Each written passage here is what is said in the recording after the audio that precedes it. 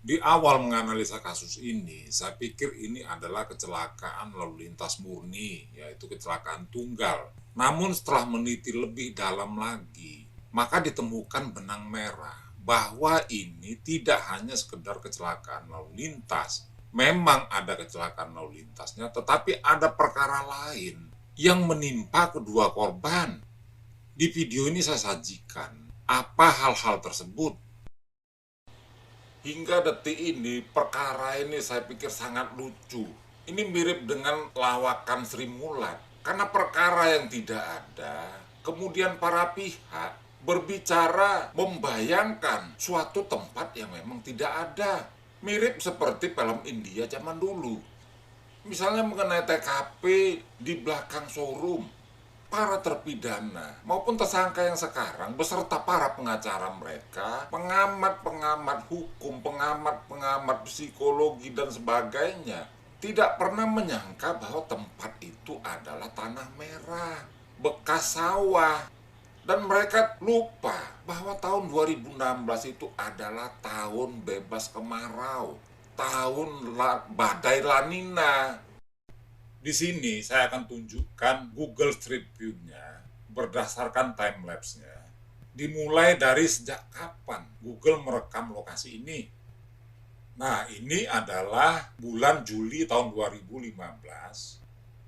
Kemudian Agustus tahun 2015, terlihat bahwa pada bulan Agustus 2015, ini adalah tanah kosong yang diuruk dengan tanah merah yang sebelumnya adalah sawah di belakangnya. Kemudian April 2017 sudah terbangun showroom. November 2017, Mei 2018,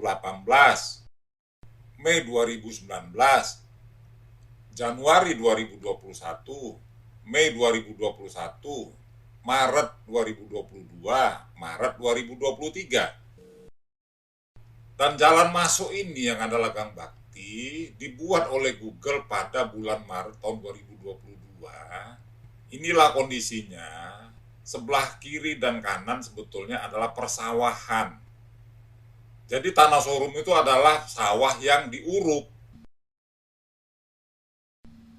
Dan inilah TKP-nya. Di mana di TKP ini pada tahun 2016 saat kejadian masih berupa tanah merah di belakang showroom. Sedangkan pada saat itu mengalami La Nina, jadi curah hujannya cukup gede, cukup intensitas curah hujannya cukup besar. Dan jika ini dilakukan di sini, kita pun menjadi heran, bagaimana sih tubuh korban dibolak-balik, ditinju, dipukul, disiksa, diperkosa di lokasi ini. Apakah mungkin? Pastilah akan banyak lumpur, baik di pakaian korban maupun di seluruh tubuh korban. Namun itu bisa terjadi apabila TKP tersebut dialasi oleh kasur spring bed. Dengan kasur spring bed yang banyak, maka korban pun tidak akan mengalami kelumpuran.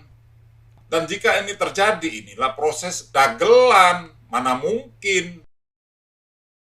Misalnya proses pengejaran daripada korban. Saya akan bacakan isi putusan hakimnya. Sini proses pengejarannya ya, saya akan bacakan. Dan korban anak Vina dengan menggunakan batu mengenai spakbor sepeda motor yang dikendarai oleh korban anak Muhammad Rizky Rudiana. Namun korban anak Muhammad Rizky Rudiana dan korban anak Vina dapat melarikan diri. Selanjutnya terdakwa 1 Rivaldi Aditya Wardana alias Andika dan terdakwa 2 Eko Ramadhani alias Koplak bersama kawan-kawannya dengan mengendarai sepeda motor mengejar sepeda motor yang dikendarai oleh korban anak Muhammad Rizky Rudiana dan korban anak Vina dengan membawa bambu, batu, samurai panjang dan samurai pendek. Dan setibanya di depan MAN 2 Cirebon yang jaraknya 50 meter dari SMP 11 Kota Cirebon, sepeda motor korban anak Muhammad Rizky Rudiana dan korban anak Vina dipepet oleh sepeda motor terdakwa Eko Ramadhani alias Koplak dan memukul korban anak Muhammad Rizky Rudiana dengan menggunakan bambu mengenai helm kepala korban anak Muhammad Rizky Rudiana. Namun korban anak Muhammad Rizky Rudiana berhasil memacu sepeda motornya menuju ke arah Talun, Kabupaten Cirebon dan terdakwa 1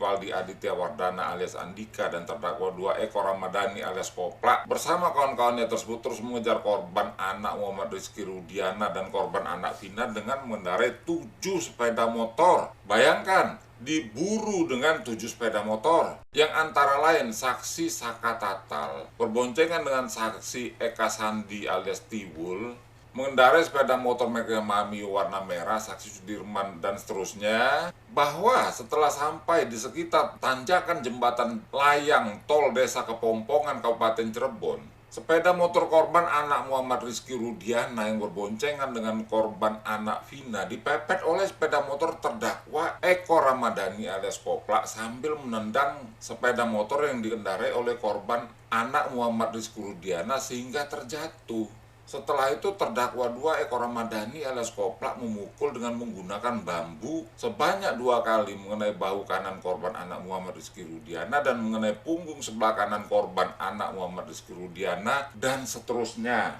Oke, apakah kita mempercayai kronologi ini? Atau cerita ini benar nggak cerita ini? Saya pikir ini cerita yang dibuat oleh anak TK.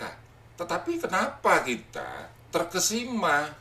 Bahkan pihak terpidana yang dulunya tersangka hanya mampu mengelak dengan mengatakan kami tidak melakukan, bukan mengkritisi cerita ini. Ini kan cerita dongeng yang tidak mungkin terjadi di dalam kehidupan nyata. Bagaimana sih proses kejar-kejaran antara geng kuli bangunan dan sepeda motor Eki yang beserta Vina pada saat itu hingga mencapai jembatan tol?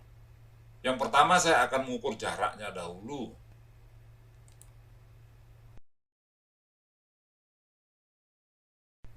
Nah, hasil pengukuran menggunakan Google, jarak antara TKP depan SMP 11 hingga flyover Talun sejauh 1,12 km. Cukup jauh untuk mencapai top speed dari satu kendaraan. Selanjutnya saya akan mensimulasi pergerakan sepeda motor masing-masing menggunakan panah di Google Earth View ini maupun di Google Street View. Nah, ini di posisi awal kendaraan Eki dikejar oleh Eko Ramadhani, jadi kejar-kejaran sejauh 1.200 meter. Kemudian inilah posisi mereka mendekati jembatan layang, di mana 2 kendaraan berpepetan satu sama lain, dan di belakang 2 kendaraan tersebut ada lagi 6 kendaraan roda 2, yang 8 kendaraan ini masing-masing memacu kendaraannya hingga kecepatan tertinggi mereka. Eki yang posisi dikejar tentu saja melakukan upaya untuk mencapai top speed, di mana Yamaha Seon top speednya standarnya 120 km per jam dan berhasil disusul oleh Eko Ramadhani. Selanjutnya inilah mendekati posisi Eko Ramadhani menendang kendaraan Eki.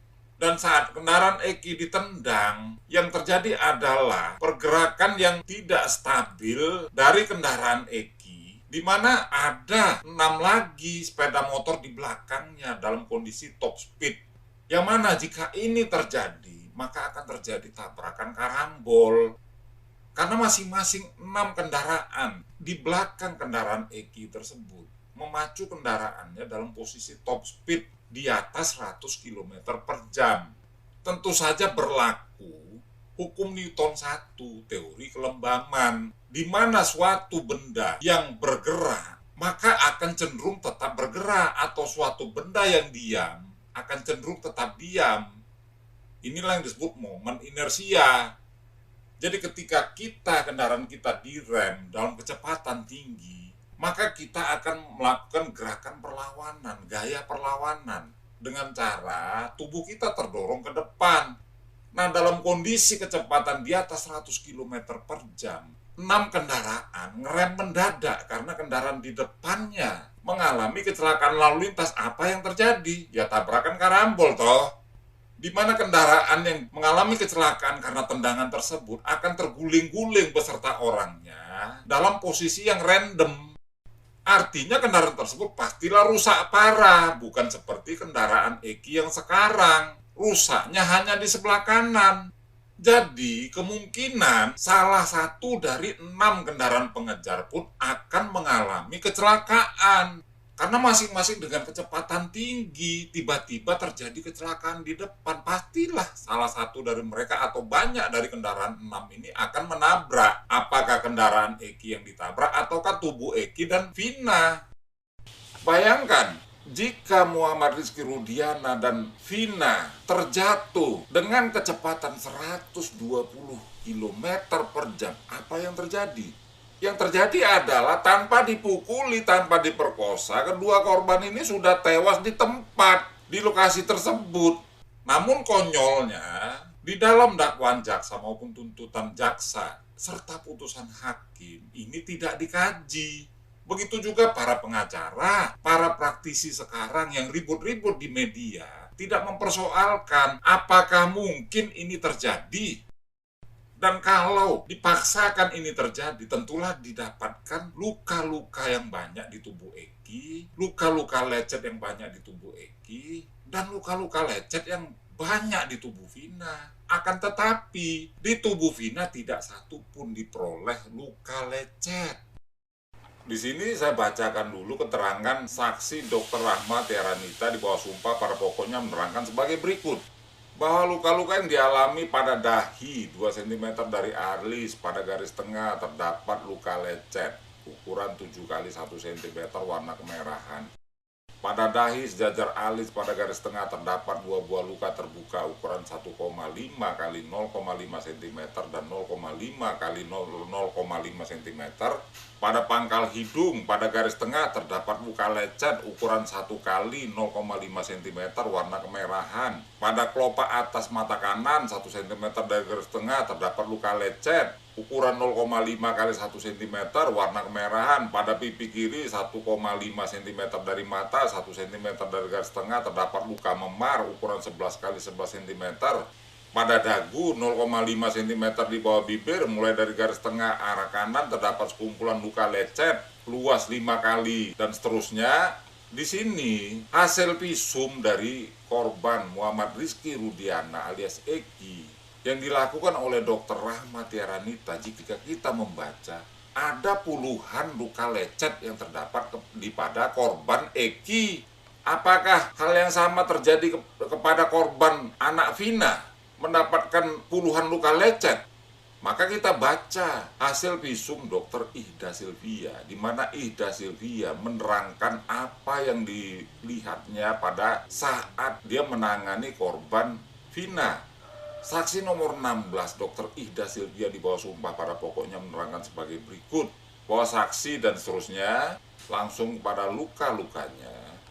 Luka-luka pada kepala bagian kiri terdapat luka memar diameter 5 cm warna kemerahan tampak bengkak menimbul 1 cm dari permukaan kulit. Pada pelipis kanan terdapat luka terbuka dasar jaringan bawah kulit. Pada dagu 2 cm dari bibir pada garis tengah terdapat luka memar, bukan luka lecet. Pada tungkai bawah kanan sisi depan terdapat luka terbuka, bukan luka lecet. Tidak satu pun dari tubuhnya Vina mendapat luka lecet. Ini mustahil. Mustahil orang yang terjatuh dari motor tidak ada satupun luka lecet di tubuhnya. Mustahil. Tidak seperti apa yang dialami oleh Eki. Orang-orang yang mengalami kecelakaan lalu lintas, hal pertama yang dilakukan oleh korban adalah berusaha menyelamatkan diri dengan aktivitas gerakan tangan dan kaki yang paling maksimal. Ini adalah refleks. Oleh karena itu, luka-luka yang paling banyak ditemukan tentulah di bagian tangan dan kakinya. Nah, sekarang saya baca lagi luka-luka yang dialami oleh almarhum Eki, bahwa pada lengan bawah kanan 15 cm siku kanan 1 cm dari garis tengah belakang ke arah luar terdapat sekumpulan luka lecet luas 7 kali 6 cm. Saya peragakan dengan modelnya. Ukuran terbesar 5 kali 2 cm, ukuran terkecil 0,5 kali 0,5 cm, warna kemerahan, luka lecet. Bahwa pada punggung tangan kanan tangan kanan lagi, 4 cm dari pergelangan tangan. Pada garis tengah belakang terdapat luka terbuka ukuran 3,5 kali 1 cm, kedalaman 1,5 cm. Bahwa pada punggung tangan kanan 3 cm dari pergelangan tangan, 2 cm dari garis tengah belakang, pada lengan atas kiri 6 cm dari puncak bahu, 13 cm dari garis tengah belakang ke arah luar terdapat luka lecet ukuran 28 kali 5 cm warna kemerahan.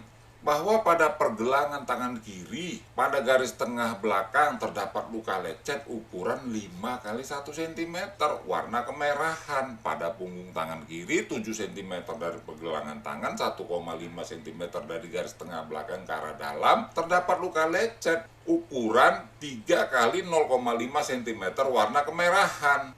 Jadi di tangan-tangannya korban Egi ditemukan banyak sekali luka lecet. Akan tetapi di seluruh tubuhnya korban Vina tidak ditemukan satupun luka lecet. Padahal mereka satu sepeda motor dikejar, ditendang, dan terjatuh. Bisa nggak kita bayangkan? Apakah proses itu mungkin ada? Sudah pasti proses tersebut tidak ada. Bahwa korban dikejar, ditendang, kemudian terjatuh, terguling-guling, itu tidak mungkin ada. Vina tidak punya ilmu kebal. Dia tidak akan mengalami luka lecet. Kemudian yang kedua, dengan banyaknya luka lecet di sekujur tubuh Egi, di sini belum saya bacakan semua, dan tidak adanya satupun luka lecet di tubuh Vina. Ini kan sangat aneh. Bagaimana mungkin Vina satu kendaraan dengan Egi mengalami luka-luka lecet yang jumlahnya puluhan banyaknya, sementara satu pun tidak dialami oleh Vina, kecuali Vina mengalami luka memar, 2 luka memar. Apakah mungkin Egi dan Vina satu kendaraan? Sama-sama mereka mengalami kecelakaan lalu lintas. Vina terjatuh dari sepeda motor. Tidak. Kejadian kecelakaan Egi itu terjadi sendirian tanpa korban Vina, karena Egi mengalami puluhan luka lecet di sekujur tubuhnya dan Vina tidak mengalami luka lecet satu kali pun. Otomatis dapat saya simpulkan bahwa Vina tidak bersama Egi ketika Egi mengalami kecelakaan lalu lintas tersebut. Terus Vina di mana? Terus siapa yang melakukan perbuatan ini? Kalau kita runut daripada Tanah Merah di zamannya Lanina yang adalah kebun yang dasarnya dari sawah, kemudian proses kejar-kejaran tersebut seperti sutradara film India zaman dulu tidak mungkin terjadi. Dan kemudian luka di vaginanya, di kemaluannya Vina yang terus-menerus mengeluarkan cairan tanpa jaringan. Yang saya maksud cairan tanpa jaringan itu adalah cairan darah yang tidak membawa jaringan tubuh. Itu artinya bukan karena menstruasi atau haid dan bukan karena keguguran, tetapi akibat penetrasi ke dalam lubang kemaluannya korban. Jadi itu luka di dalam lubang kemaluan, bukan di luar lubang kemaluan. Sebagaimana halnya visum dari hasil otopsi yang dilakukan oleh Dr. Andri Nurrohman di bawah sumpah pada pokoknya menerangkan sebagai berikut. Bahwa berdasarkan hasil visum terhadap korban Vina diketahui ada pendarahan aktif yang keluar dari kemaluannya yang bukan darah menstruasi maupun aborsi. Hal ini diakibatkan benturan tekanan yang kekuatannya melebihi jaringan tersebut untuk bertahan.